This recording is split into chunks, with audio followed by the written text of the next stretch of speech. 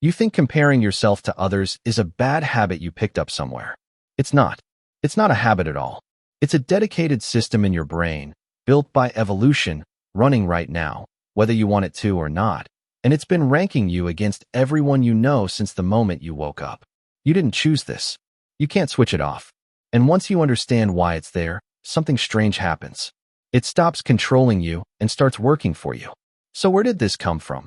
Why does it hijack your attention every single day? And what do you actually do about it? Let's get into it. Part 1. The ranking system you never agreed to. For most of human history, humans lived in small tribes of maybe 50 to 150 people. In a group that size, your rank mattered. Literally. Higher status meant better access to food, protection, and mates. Lower status could mean exile or death. So evolution didn't leave your rank up to chance. It built a system to track it constantly. Neuroscientists have identified regions like the ventral striatum that activate specifically during social comparison, lighting up when you're ranked above someone and going quiet when you're ranked below. This isn't a personality flaw.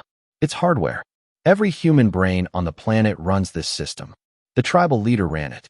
The remote hunter-gatherer runs it right now. And so do you. Part 2. Why it hurts so much.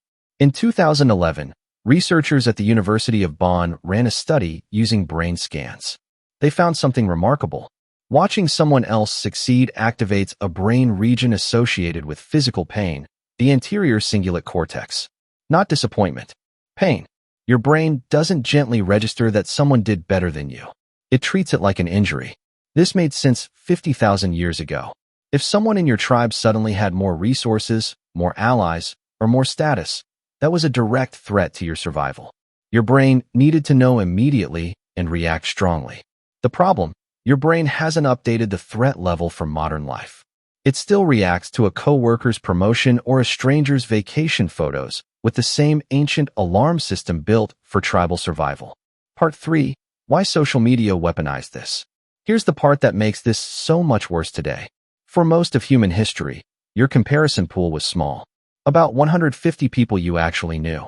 Now your brain is comparing you to millions of curated highlight reels every single day. Psychologist Leon Festinger's social comparison theory, first published in 1954, explains part of this. Festinger found humans have an automatic drive to evaluate themselves by comparing to others, especially when no objective measure exists. Social media didn't create this drive. It just handed your ancient ranking system an impossible data set. You're not comparing yourself to your tribe of 150 anymore. You're comparing yourself to the most successful, most edited, most curated moments of millions of strangers, and your ranking system treats every single one of them as real competition. Part 4. The difference between the comparison that helps you and the comparison that destroys you. Not all comparison is harmful. Researchers distinguish between two types.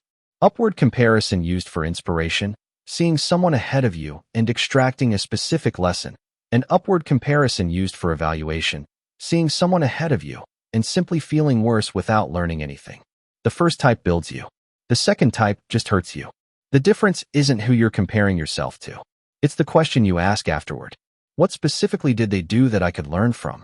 Versus why am I not further along? Part 5. Working with the system instead of against it. You cannot delete this system. It's not a bug in your psychology. It's core architecture. But you can redirect it.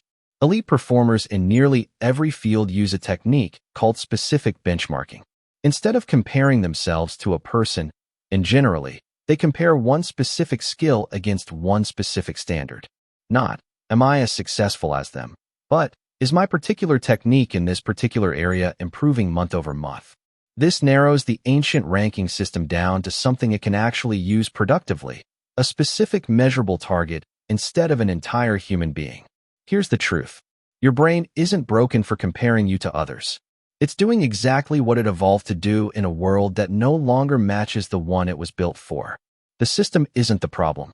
The scale is. 50,000 years of tracking rank against 150 people got quietly handed the entire internet. You don't need to silence this system. You need to give it a smaller, smarter job. Pick one specific skill. Compare it to one specific standard. Let the rest of the noise go quiet. The next time you catch yourself comparing your whole life to someone else's highlight reel, ask what your ancient brain is actually trying to protect. and give it something worth protecting instead.